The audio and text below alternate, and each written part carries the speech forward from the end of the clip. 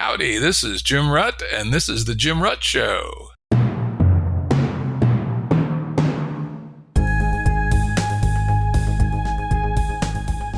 Listeners have asked us to provide pointers to some of the resources we talk about on the show. We now have links to books and articles referenced in recent podcasts that are available on our website. We also offer full transcripts. Go to jimruttshow.com. That's jimruttshow.com. Today's guest is Seth Lloyd. Seth is professor of mechanical engineering at MIT. He was also chosen for the very first class of Miller Fellows at the Santa Fe Institute. The Miller Fellowships are our most prestigious visiting position at the Santa Fe Institute. Seth is the author or co-author of over 300 science publications. That's holy shit. That's a big-ass number, and is the author of a popular book, Programming the Universe. And in fact, Seth is a returning guest. We had him on in EP 79, titled On Our Quantum Universe, where we talked about his book, Programming the Universe. So welcome to the Jim Rutt Show, Seth Lloyd. Thanks for having me, Jim.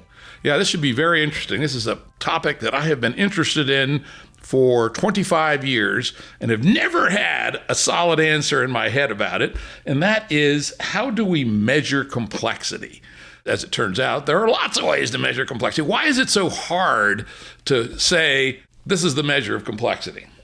That's a good question. When I started working on measuring complexity back in 1986 or 87, my supervisor at Rockefeller University, Heinz Pagels, came in and said, hey, Seth, let's come up with a mathematical measure of complexity. So like, you can be like Spock with a little like funny camcorder and come in and go, oh, this is very complex. Oh, no, that's not complex at all, right? No, this is 73 complexity 74. And I answered and I said, but, isn't complexity supposed to be, just things that are hard to characterize and measure? So maybe it's not possible. Yeah, I have to admit, as a baby complexity dude, when I went out to the Santa Fe Institute in 2002, I assumed I would just sit down with someone and they would tell me the secret to how to measure complexity. But of course, I sat down with 20 people and I got 20 different ideas.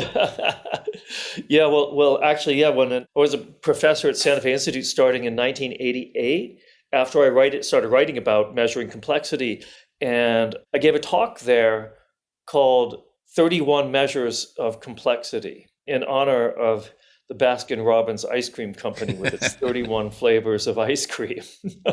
And I think there were considerably more than 31 measures of complexity, but the world is complex and there are very few things out there that are truly simple. And even things that are truly simple, like maybe an electron is truly simple, but it still requires a lot of complex theory to understand it. And 3 electrons becomes complex, right? Oh, yeah, absolutely. Yes, there's the famous 3-body problem of gravity. Just even in ordinary Newtonian gravity, if you have the Earth and the Moon, that's fine, and that you can figure out what happens. But if you have the Earth, Moon, and then a satellite going around, and they're all interacting with each other, that becomes the 3-body problem, and then all bets are off.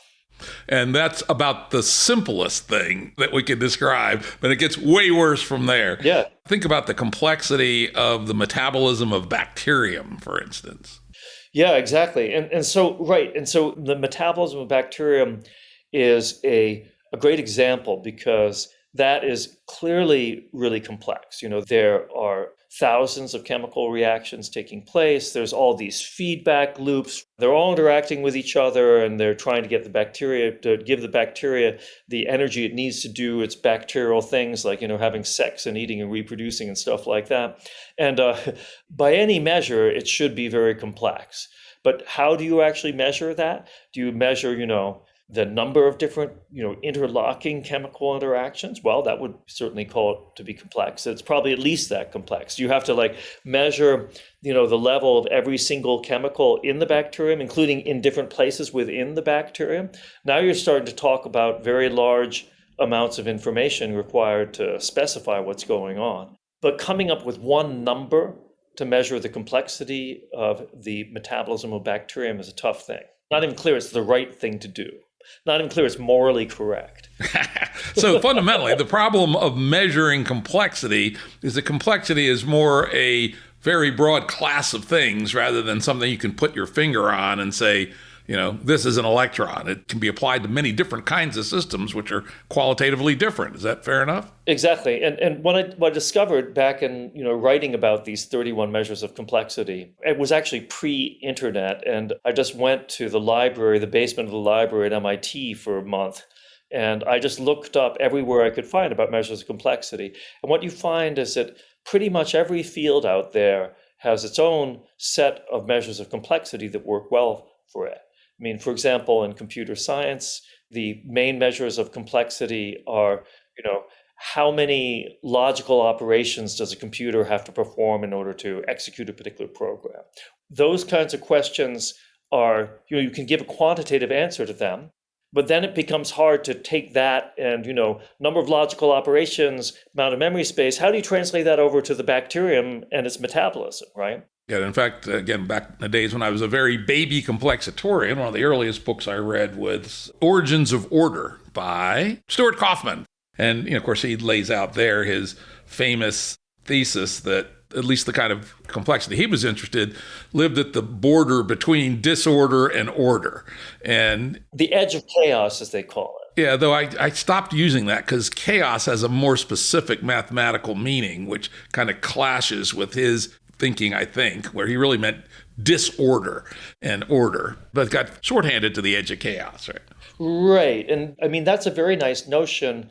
And it captures one of the features about complexity, why it's hard to make a measure of complexity. So, you could say that something that is very ordered, very regular and simple, like, if you take physically a salt crystal with sodium chloride, sodium chloride, sodium chloride, sodium chloride, sodium chloride, it's a very simple, there are a lot of atoms, Avogadro's number in roughly a gram, but they're ordered very simply. And so actually the description is simple and it's highly ordered. You say, okay, it's probably not very complex. So it might support like complex vibrations and things like that.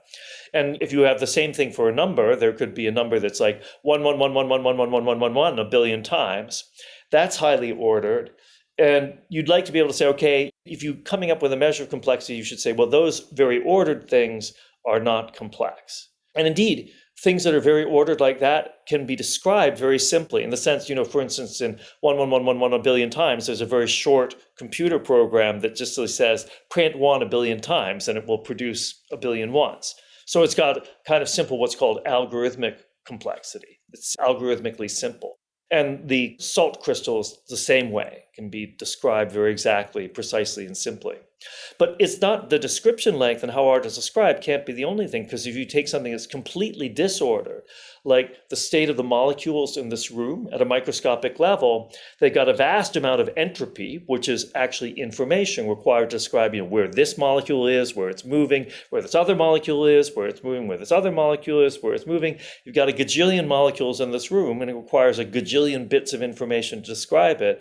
But in some sense, it's very simple. I mean, it's like highly disordered, but so what? Yeah, the example I like to use on that, because we're actually now talking about, I'm going to go through a list of about 15 different measures of complexity. I took your 31, I did some other research and came up with a group of 15 or 16, and each one has a different set of pros and cons. One we're talking about now are algorithmic complexity, also known as Kolmogorov complexity, if I pronounce that correctly. Exactly. And as we were saying, it seems to accurately catch the sense that 1 a billion times is pretty simple because you can write a 3-line program to generate that. Right. On the other hand, you use the example of molecules in the room. The other one I use, because people have seen it a lot, is static on their TV screen, right? Essentially random pixels. The program to describe any such program is essentially just an elucidation of all the pixels. So it's like if you have 1,000 by 1,000 raster, it's a million essentially statements about on or off, and there's no way to compress that if it's truly random. And so it has the highest Kolmogorov complexity, but it doesn't at all touch on the kind of complexity Stuart was talking about. Exactly, right. We want things that are complex should require a lot of information to describe, but they shouldn't be random. Like, if you just flip a coin, say heads is 0 and tails is 1, and just come up with a bit string 0, 1, 1, 0, 0, 1, 0, 1, 0, 1, and keep on going, that has very high algorithmic complexity because it has no pattern in it. So you flip it a billion times, and the shortest program to reproduce that is just something that says print, 011011011, etc., with a list of all the bits in it. So it's got huge algorithmic complexity. It's just some random number. Nobody would think that it's like particularly complex in some more intuitive way of complexity. Now, until we get to another measure, which was popular at one point, I think probably less so today, and that's Shannon entropy. Yeah. So Shannon entropy is really, I think that one should probably just like call it information. This has a beautiful history in the sense that back in the 19th century, when James Clerk Maxwell and Ludwig Boltzmann and Josiah Willard Gibbs were trying to figure out what entropy was. Entropy at that point was like, it's some weird feature of like systems where hot systems have more entropy and cold systems have less entropy.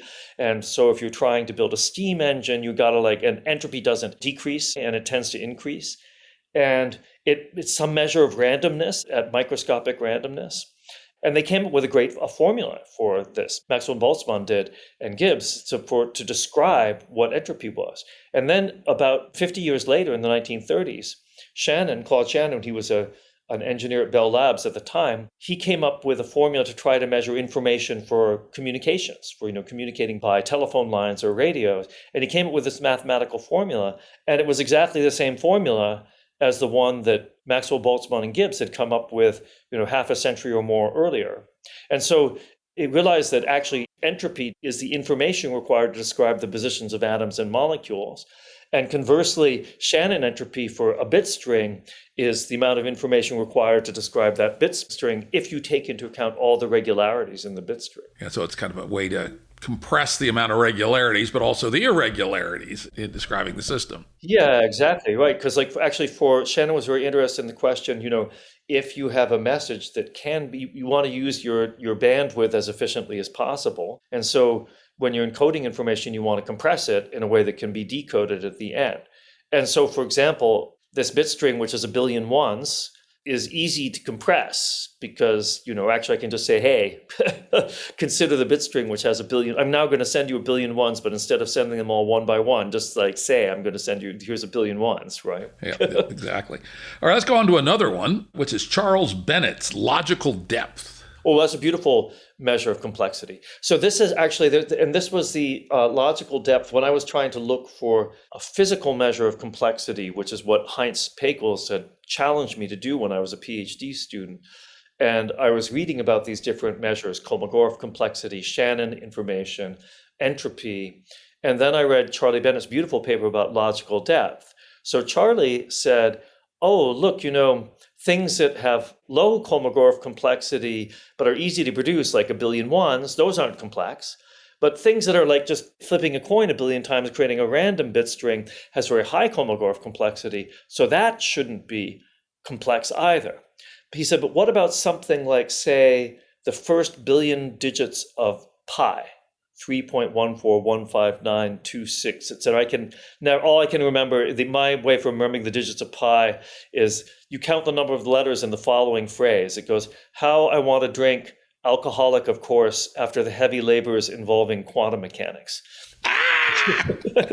That'll get you about a dozen digits in. And though around MIT, you just ask in your class, you say, hey, does anybody know the first 100 digits of pi? And people will start to spouting all them the out. hands come up, sure, right? Of course, I know more.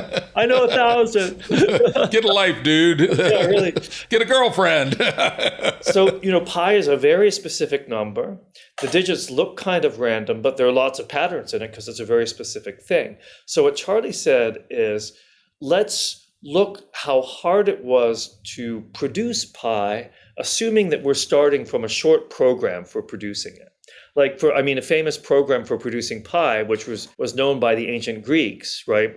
You inscribe a regular polygon inside a circle, and then you inscribe a regular polygon with the same number of sides outside a circle. And then they knew how to figure out the size of those triangles to have an upper bound to the pi and you have a lower bound to pi. And as the number of little triangles gets bigger and bigger, it gets closer and closer. So they actually figured out ways to, get increasingly good rational approximations to pi that way. Doesn't scale very well. The old sieve of Eratosthenes, right? It does not, right. It does not scale very well, but it is still pretty efficient. And so what Charlie said is let's look at the shortest program, the simplest way, or one of the simplest way of describing something, in this case, the first billion digits of pi, and look at how many steps a computer has to take in order to produce the output. And if it takes a large number of steps, then we'll say that it has high logical depth. And this is nice because if you look at 1 a billion times is easy to produce because you just had your computer printing and it prints out a billion ones. It takes a billion steps, but it's the same length as the program. And similarly, if you take just a random bit string, 011, 01101, etc., my students tell me I always come up with the same random bit string. So it's not a very random bit string. And then the program is print 011011011 and a list of all those digits. That also runs very fast because it just whips out the digits. But to print out the first billion digits of pi by a short program like the sieve of Eratosthenes will give you a very short program takes quite a long time. As you mentioned, it's not very efficient to produce pi that way. So then these first billion digits of pi first billion bits of pi would be considered to be something that's logically deep. And that applies presumably to other things that are similar nature.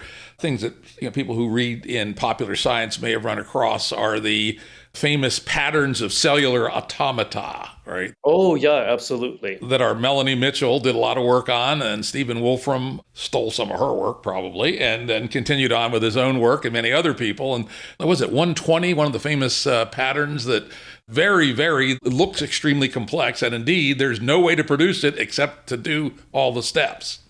Yeah, that's right. I forget which cellular automaton it is, 126 or something like that. We could look it up, which is computationally universal in the sense that if you put in the right initial program for the cellular automaton, and a cellular automaton, of course, is just it's a computational structure that is homogeneous. So you just have a bunch of cells. Each cell gets updated as a function of its own state and the state of its neighbors. And it's kind of like a computational version of a gas or something like that with molecules bouncing off of each other. And depending on the rule that you have, they can either be very simple or they can be very chaotic and very random, or they can do things which look really complicated or complex. And this one rule that you're alluding to, I believe, is a rule which was discovered many years later to actually be arbitrarily complex in the sense you could program any computer program into it. So for instance, you could program the cellular automaton to calculate the first billion digits of pi. Yeah, I just looked it up. It's good old Rule 110. 110, thank you. So that actually has this, like the Stuart Kaufman's Origin of Order book, there you have simple rules, but they can either create very regular behavior, 1111111, or they can create very random looking so-called chaotic behavior. But some of them have this, which sit in this region between order and chaos, as this edge of chaos concept, and these can produce arbitrarily complicated kinds of patterns. So these patterns that they're producing are also effectively logically deep, right? Because if we agree that the first billion digits of pi are logically deep, and you can program the cellular automaton to produce the first billion digits of pi after a very, very long time evolution, then, it can do arbitrarily logically deep things. Now, the next one on my list, two characters named Gell-Mann and Lloyd, effective complexity. In my PhD thesis, when I was trying to make a physical measure of complexity, logical depth, as we just describe it, is a measure of complexity that refers to bit strings and computers, right? It's if you think of how long does a computation that starts one of the shortest programs that produce a bit string, how long does it take to do that? So Heinz Pagels and I, for my PhD thesis, we defined something which we called thermodynamic depth, which was a physical analog of logical depth. And basically we said the logical depth is how much computational resources does it take to describe how something was produced from a simple description. And thermodynamic depth is simply how many physical resources, like free energy, that you need in order to make things happen. How much free energy did you have to consume and burn up in order to put this system together, starting from the way it was actually put together? This actually is nice because you can define it mathematically precisely and physically precisely. And then, it's hard to say what is the logical depth of the bacterial metabolism. That's not clear. But we know that the thermodynamic depth of the bacterial metabolism is humongous because it actually took billions of years and a whole lot of evolution, and gajillions of bacteria had to sacrifice their lives in order to get to the point where natural selection would produce this amazingly complicated bacterial metabolism. So we know that these bacteria, they're very thermodynamically deep. Those fit in nicely, and you can really join them up, the physical definition and the computational one, then you can join them together via the physics of computation, the physics of how computers work, to show that they're essentially the same thing when they're overlapped. So effective complexity, this is Murray Gell-Mann and I came up with this idea. It was another one of these occasions, like Murray, who I know that you knew Murray well, and I worked with him closely for many a year. He could be very frustrating as brilliant genius Nobel laureate discoverers of quark go. He could still be very frustrating to talk with. It would take a long time. It's like, I'd be like, okay, Murray, we've been working on this for a year and a half. I think we've got good results. Let's publish it. Like, oh, no, it's not good enough. We have to wait for another 6 years and then fail to publish it entirely, right? So So anyway, so effective complexity, remember I was just describing about the difference between logical depth and thermodynamic depth.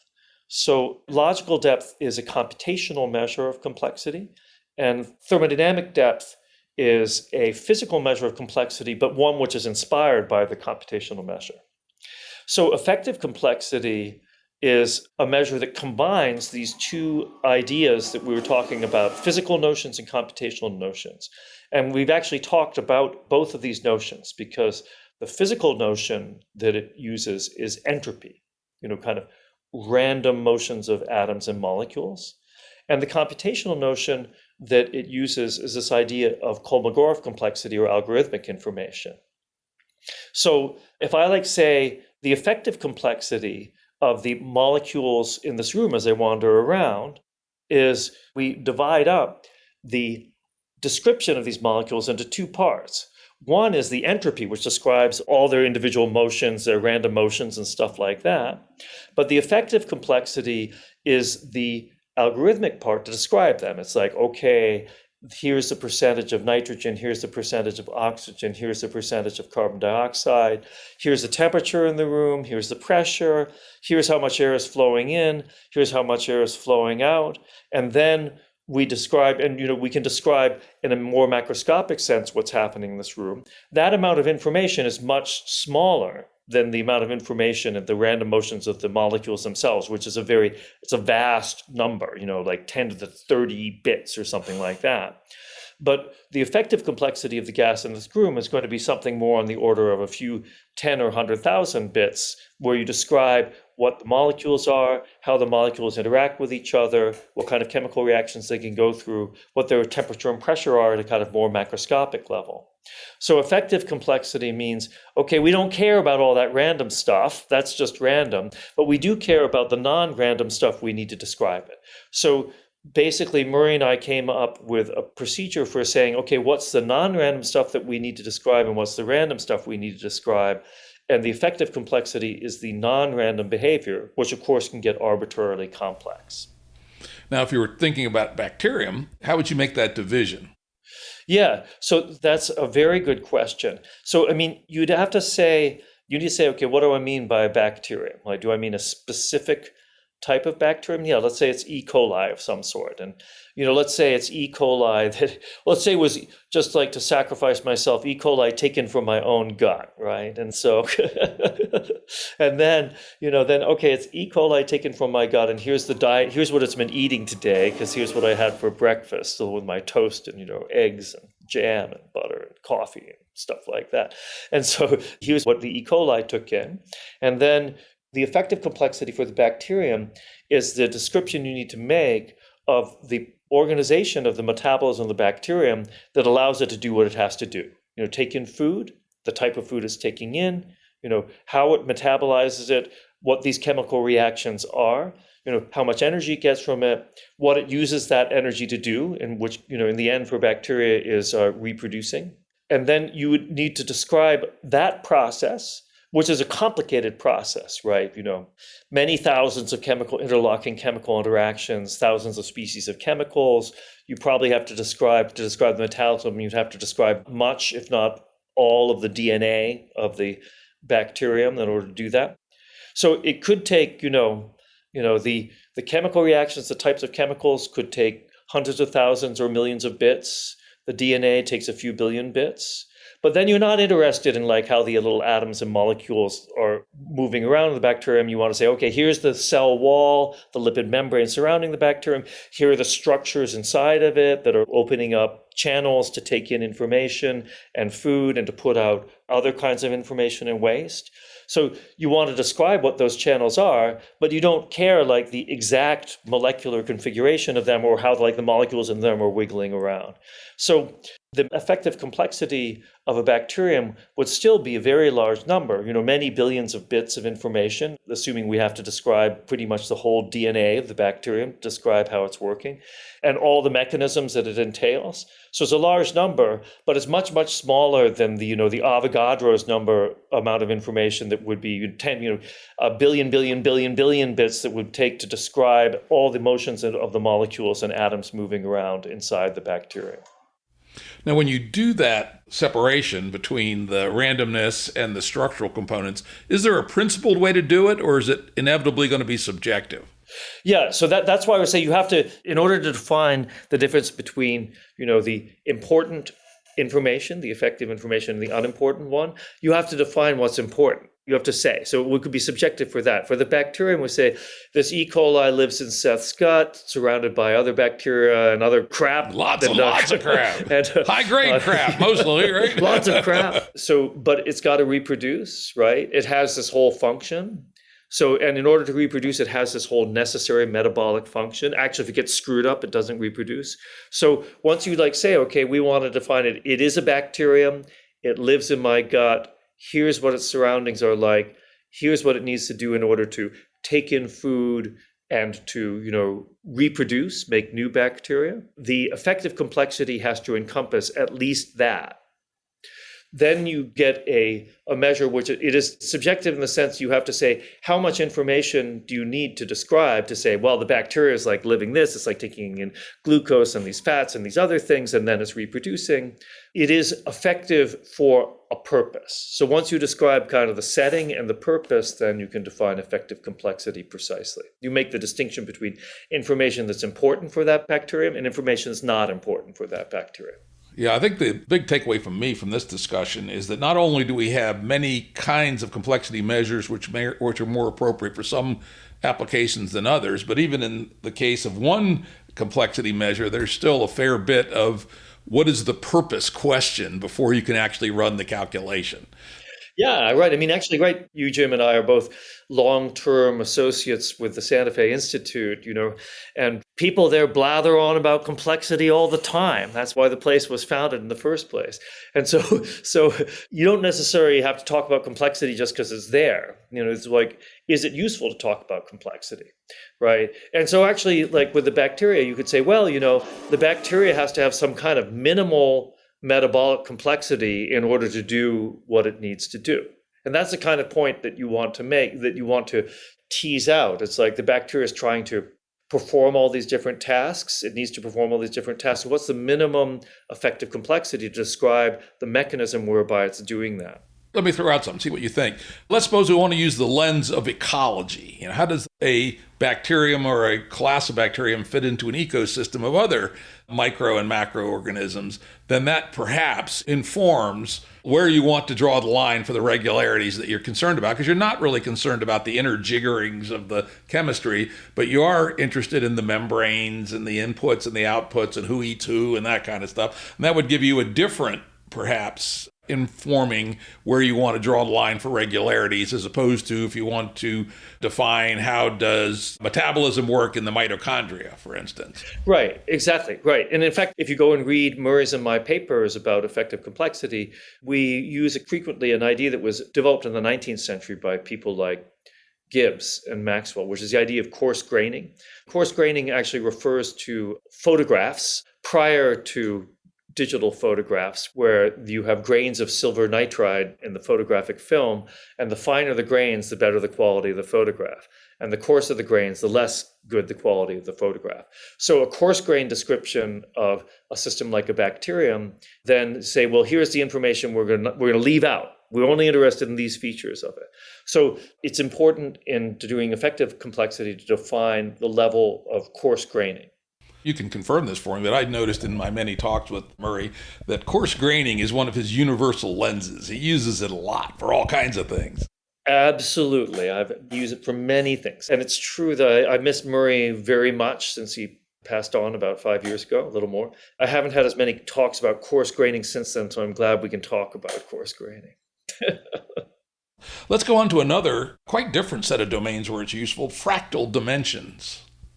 Yeah, right. In looking at complex systems, a very important part, and intellectually, historically important as well, is the relationship between the field of nonlinear dynamical systems, including chaos. This includes, from the mathematical perspective, this includes the study of fractals, which are patterns like the patterns in things like snowflakes. If you look at them very closely, they're self-similar. So you look at one scale and they look very similar at a smaller scale and at a larger scale. One of the most famous such fractals is my former colleague Ed Lorenz here at MIT. We actually, when I first moved here in 1994, we were next door neighbors in an MIT-owned apartment building.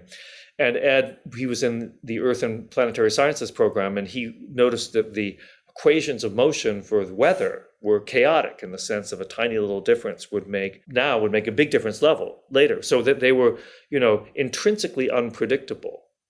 But they were not entirely unpredictable because this nonlinear dynamics would drive the kind of dynamics of the weather to what's called a strange attractor, which is a fractal structure that has this funny self-similar structure.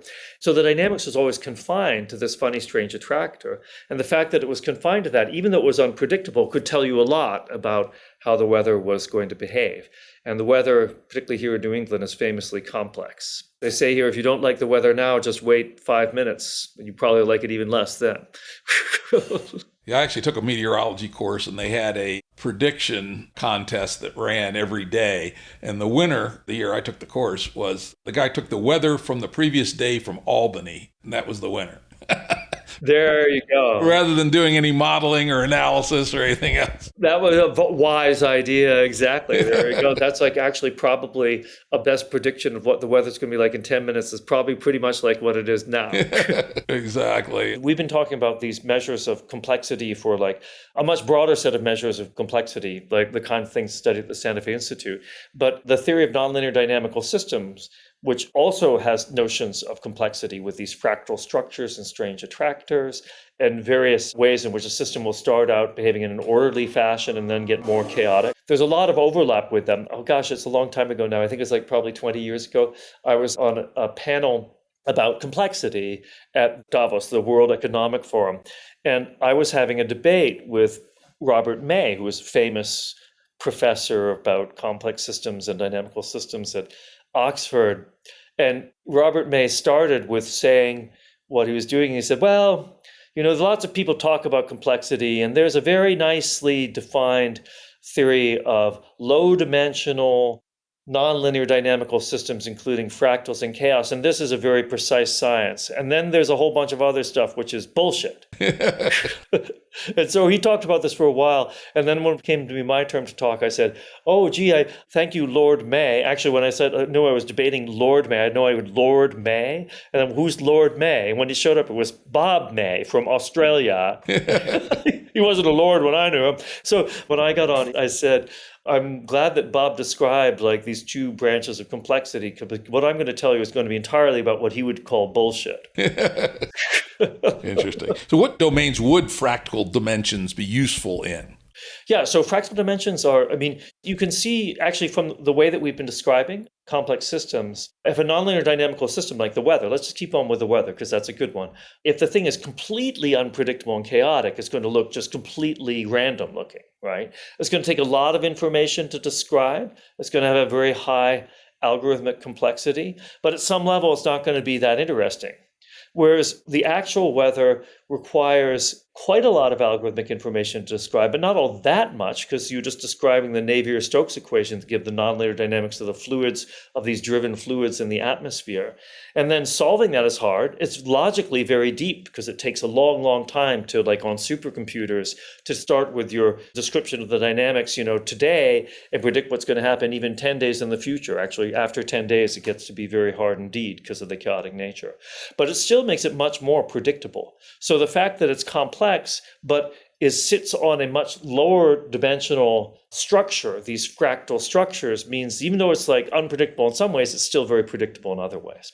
Yeah, in other words, you could not calculate the weather by calculating the motions of atoms, but fortunately you have these fractal structures at various scales that you can use in part of your simulation. Right, exactly. Things like the weather are hard to predict, but they're not intrinsically unpredictable.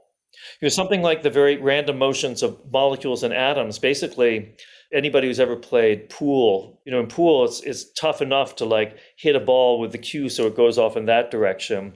And then it's even tougher to hit a ball like this so it goes off in that direction and it's this other ball and drives it in this other direction because a combination is harder.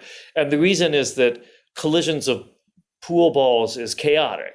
And an error that you make in the angle on the first one gets doubled in the motion of the second one, it gets doubled again in the motion of the third one. So all it takes is a couple of collisions for things to get very uncertain. This, by the way, was pointed out by James Clerk Maxwell back in maybe the 1860s or something like that. There's still things that you can predict.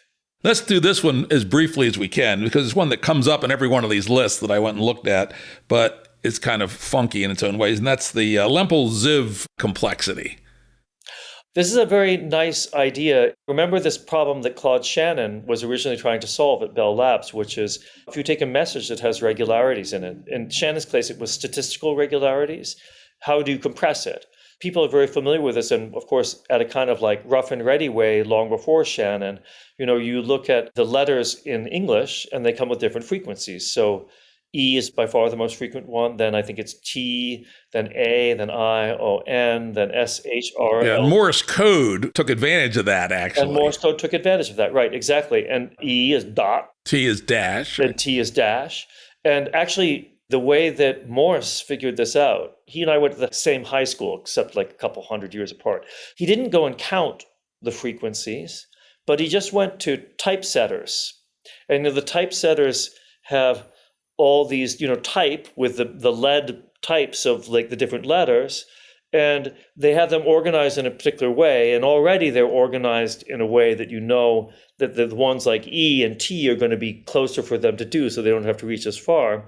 But then they also have different numbers of E's and T's. They have a lot more E's than they have T's, right? Because they want to have the right amount of type.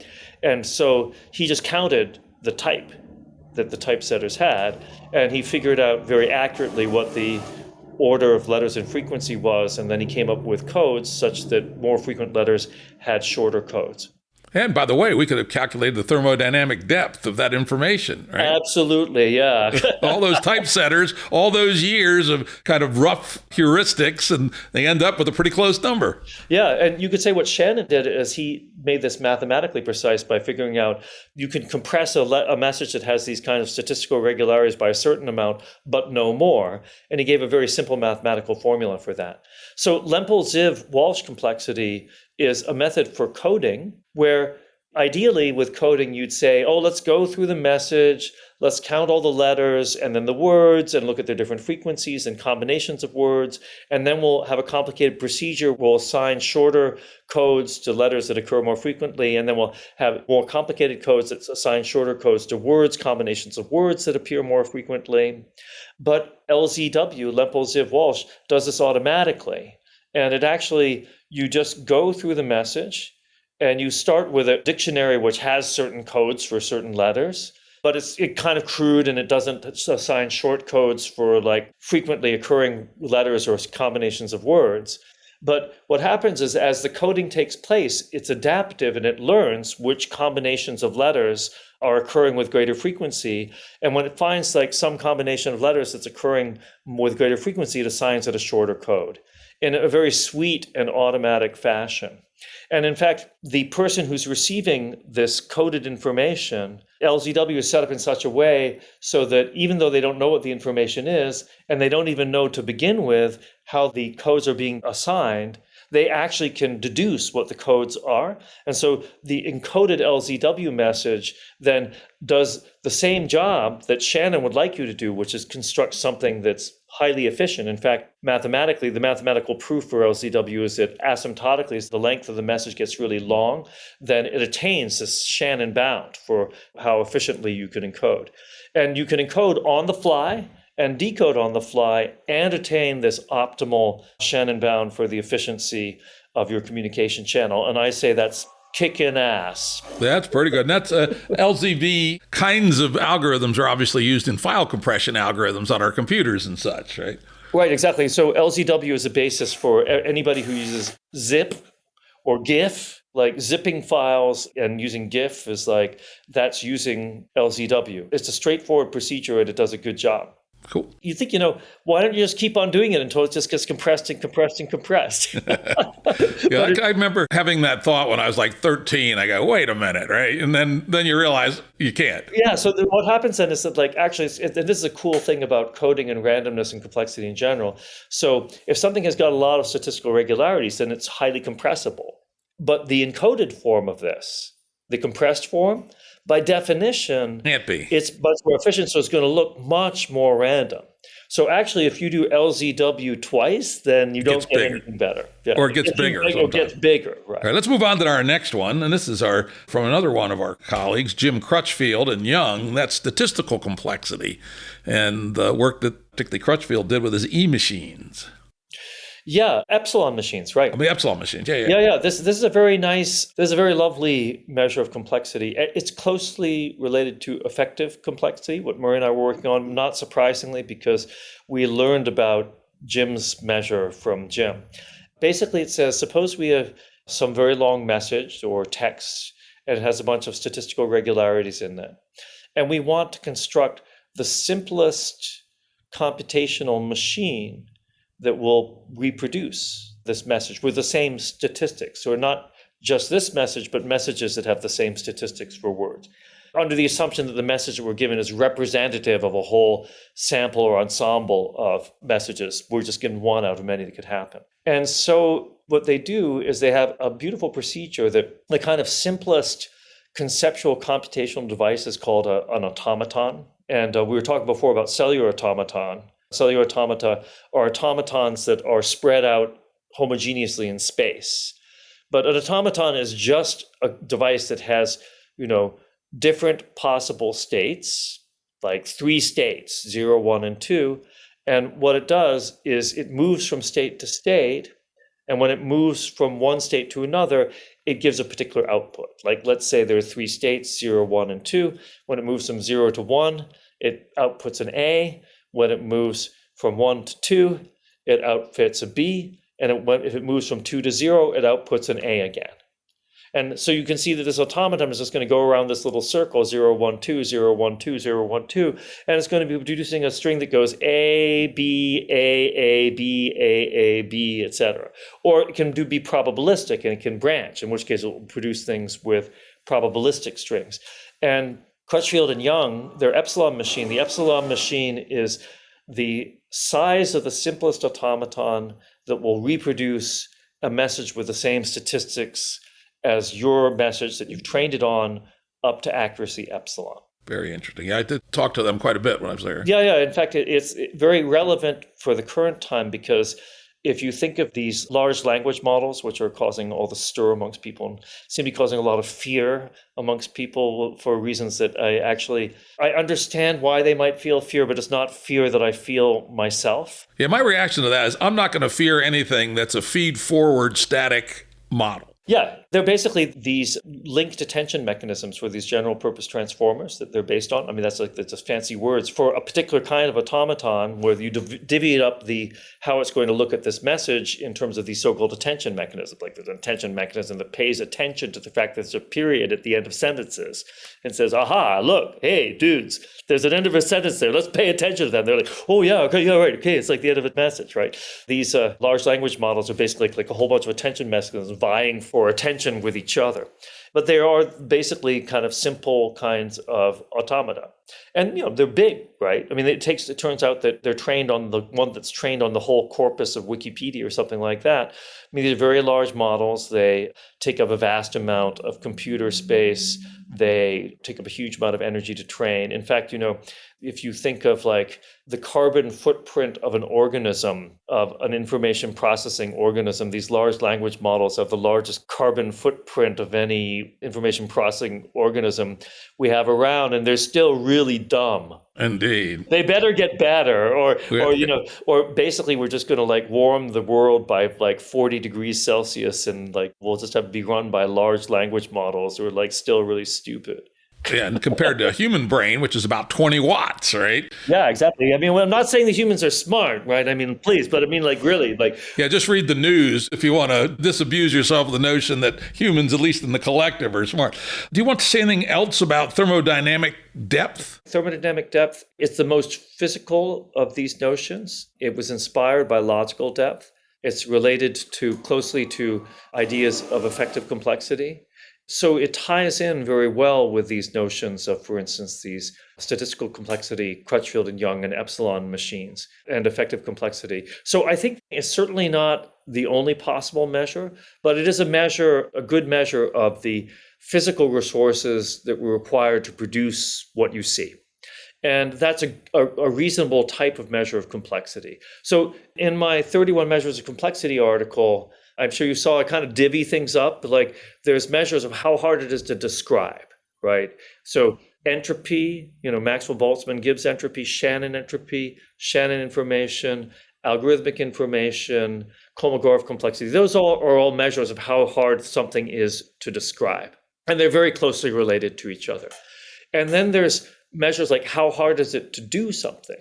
Like in the theory of computation, computational complexity. How many elementary logical operations does your little old computer have to do in order to do a particular computation, like calculate the first billion digits of pi? And then spatial computational complexity. How much memory space does it need to do this computation?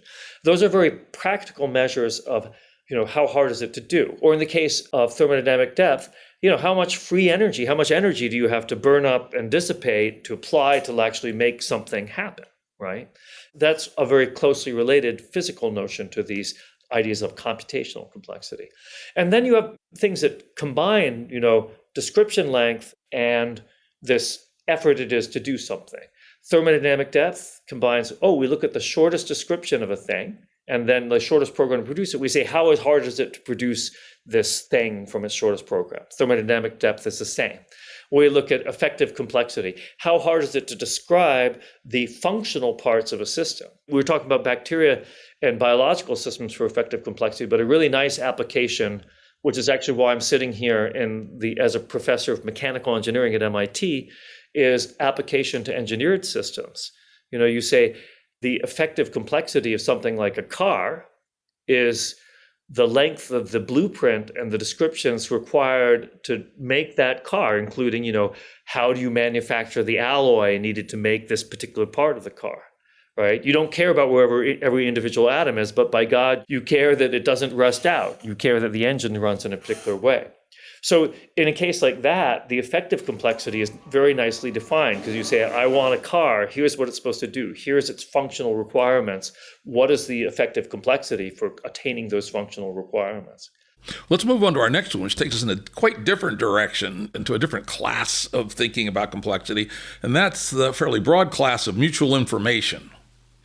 Yeah. So mutual information is information. It refers to systems that are complex in the sense they're made up of multiple subsystems. And mutual information is the information that the different parts of the system possess in common. So, if I have just a bit a 0 or a 1, that's one bit of information. If I have another bit, 0 or 1, that's another bit of information. But if I specify that the two bits are the same, so they're 0, 0 or 1, 1, then each bit on its own has a bit of information, because each could be 0 or 1, but together they only have one bit of information, not two. And so the mutual information is one bit. It's the sum of the informations of the individual pieces minus the total amount of information. So it's a measure of how much information is shared between these two parts of the system. And so people have often, in the mutual information is a kind of symptom of complexity. That is to say, it's very hard to imagine a complex system that does not possess a whole bunch of mutual information. But it doesn't have to be, you can have a system that has a lot of mutual information is not complex. For example, suppose I have 1 billion bits and they're all either 0, 0, 0, 0, 0 or 1, 1, 1, 1, 1, 1, 1. Now they got a lot of mutual information because they've got 1 billion bits of mutual information because they all the same bit, right? but you wouldn't call them, these billion bits, a particularly complex system. On the other hand, if you look at a bacteria and its metabolism and all the complex parts that are interacting there, there's a vast amount of mutual information between these different parts of the metabolism of bacteria because there's all this communication going on and all these chemicals being exchanged and free energy being pumped around. So there's a very large amount of mutual information. But because the bacteria is performing this very complicated process in order to do what it's got to do, which is to say, get some food and reproduce, then it's very complicated. But the mutual information, the large amounts of mutual information is now a symptom of the fact that it's complex. But so it's probably a necessary condition to have a lot of mutual information, but insufficient to be complex. Gotcha. And that gets me to my next one, which is sort of a neighbor. And that doesn't really normally show up on lists of complexity measures, but I thought I'd throw it in anyway, see what you'd think. You may not know about it. And that's Tononi's integrated information.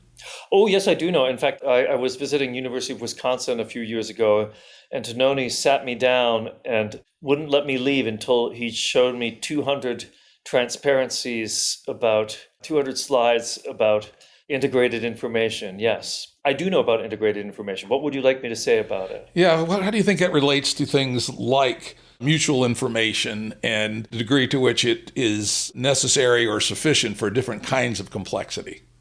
So integrated information, it's a form of, I would call it a kind of more intricate form of mutual information.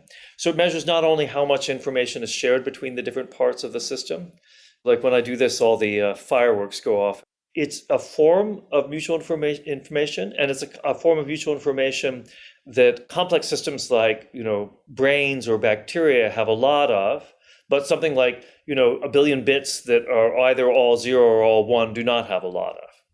A nice way of thinking about it, it's sort of in a system that has many different parts, it's kind of a degree to which you can infer the operation of the different parts from each other, and also just in a dynamic way. But like mutual information, integrated information is kind of anything we'd be likely to call complex, like a bacterium or like the operations of a brain or something like that, have a lot of integrated information. But there are plenty of things that have a lot of integrated information that we probably wouldn't call complex. One of the features, I'll use an example from my friend and colleague Scott Aronson. If I have an error correcting code, right? An error correcting code has a feature that you can, even if you mess up a lot of the bits in a system, you can still reconstruct the message because it's encoded in a way that's redundant. And so every part of the system has in it this information about what the message is. And by that very nature, this error-correcting code has a lot of integrated information. But error-correcting codes can be quite simple. The way that they integrate and have this redundancy can be quite simple. And in Tononi's case, he actually claims, he says, okay, consciousness, whatever that, I don't know what he means when he says consciousness. Like he explained it many times and I didn't get it. That's all right. That happens with me a lot when people try to explain what they mean by consciousness. I think it's a problem with consciousness. Hard to explain.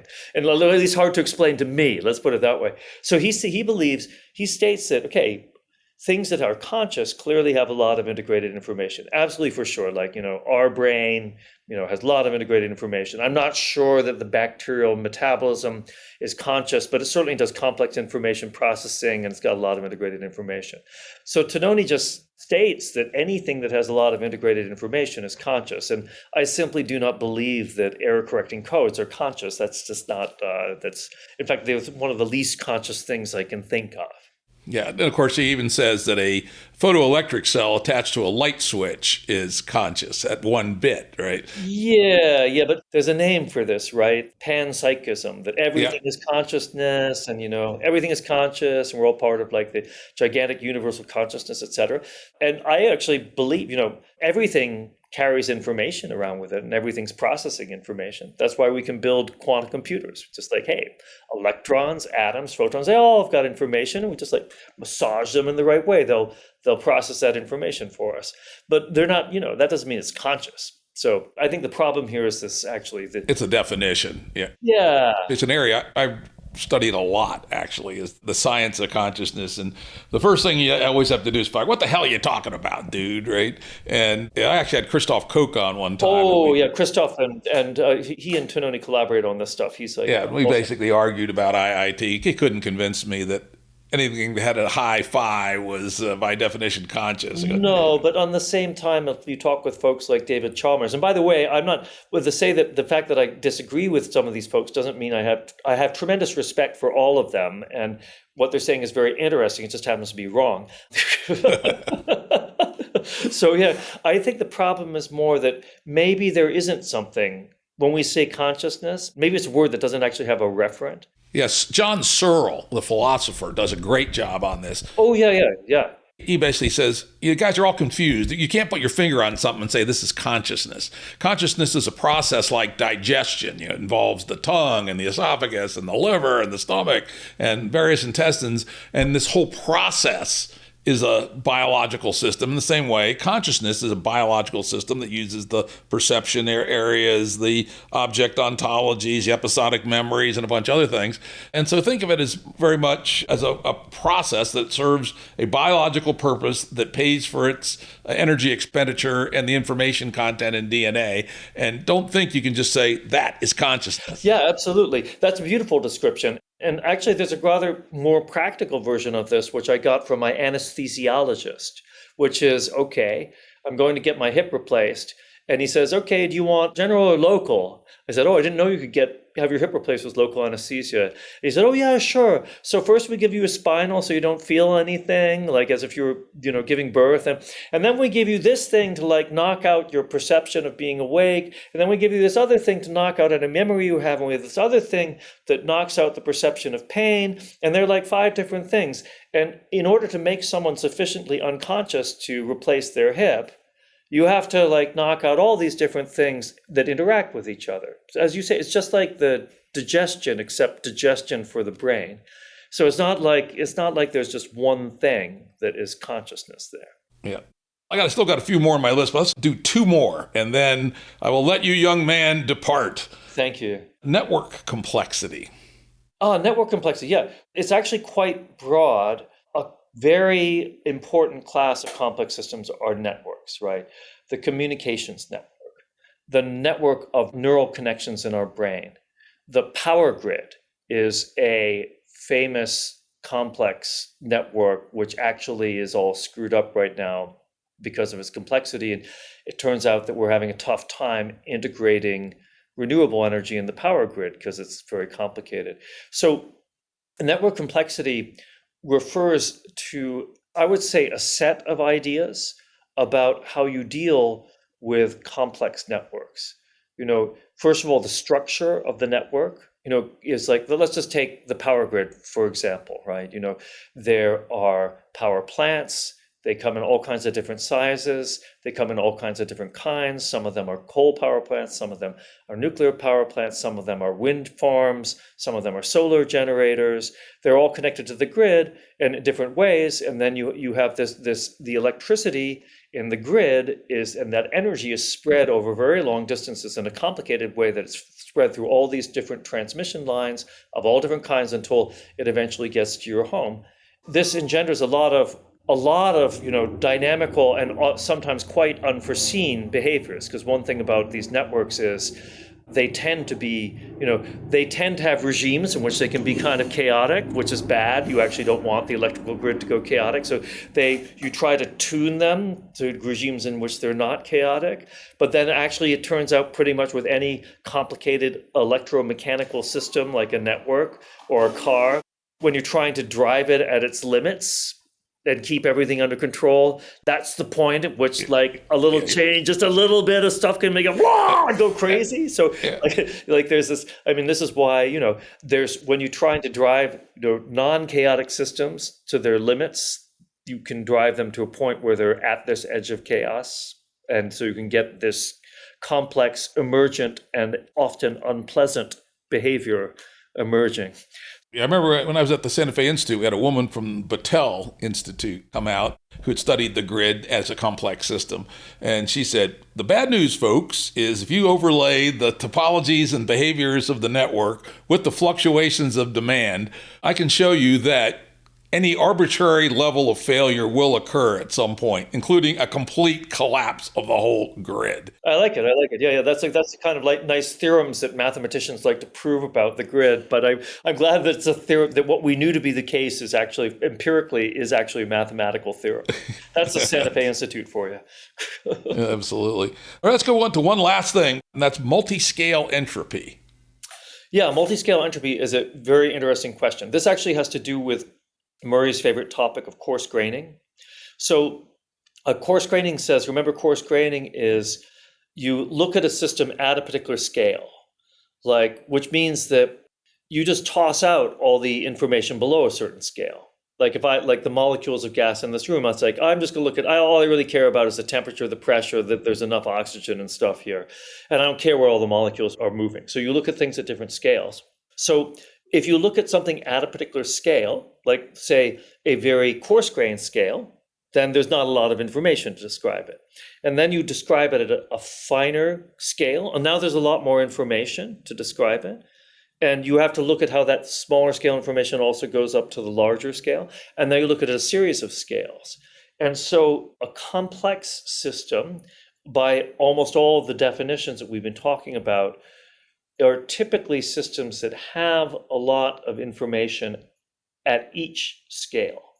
So, you look at it at any scale, and look like a living system is a great example of this. Like, look at you and me, we're made up of billions of cells. And then if you look at us, we have all kinds of macroscopic behavior, like conversations about complexity and stuff like that. And you look at a smaller scale, like then, the scale of the gut or the cells themselves, and it's still super complicated. Like an individual human cell is very, very complicated. Even if you look at some like really tiny mechanism within a human cell, like so let's say the mitochondria, where energy from food gets turned into energy to like run around with and win the mountain bike race in the Olympic Games, right? That which mountain bikers are very worried about mitochondrial energy. That's extremely complicated just within a cell at this level of the mitochondria. So multiscale entropy tells you how much information there is at different scales. And systems that are complex, particularly systems like networks, with many, many different parts, like you or me or the grid, those like the power grid, those exhibit a large amount of multiscale information or entropy. But again, you can construct systems. A fractal system will also have a lot of multiscale information, but fractals, like simple fractals, you wouldn't really call them to be a very complicated system. So having multiscale entropy is kind of like mutual information, or integrated information is that sort of more a symptom rather than a cause. You expect a complex system to have a lot of multiscale information / entropy, just as you expect to have a lot of mutual information, a lot of integrated information, but not all systems with a lot of multiscale information are complex. Cool. The final takeaway I'd like, and you let me know if you agree or disagree for the audience, is you can't just say there's a measure of complexity that applies in all domains. There's many different ways of measuring complexity, some of which are practical, some of which are impractical. We didn't need drilled into that. We took people on a little survey of different ways of thinking about complexity and, help them perhaps see that the idea of a single measure is probably very unlikely to be true. Yeah, and we didn't even talk about things like social complexity or emotional complexity. Let's face it, are completely legitimate uses of the word complexity, or political complexity, like all these kinds of things. So my take on this, there are many different measures of complexity, and you should use the one that works for you. That's what I say. Yeah, the one I was thinking about adding, but this would have been such a rabbit hole, is game theory complexity, right? But we'll leave that one for another day. We'll leave that for another day. I'm feeling too emotionally complex today to actually talk about game theoretical complexity. All right, I want to thank Seth Lloyd for an extraordinarily interesting tour of the various ways to think about measuring complexity. Thanks. Thank you very much, Jim. Great talking with you. Yeah, it really was. I really enjoyed this. Audio production and editing by Andrew Blevins Productions. Music by Tom Muller at modernspacemusic.com.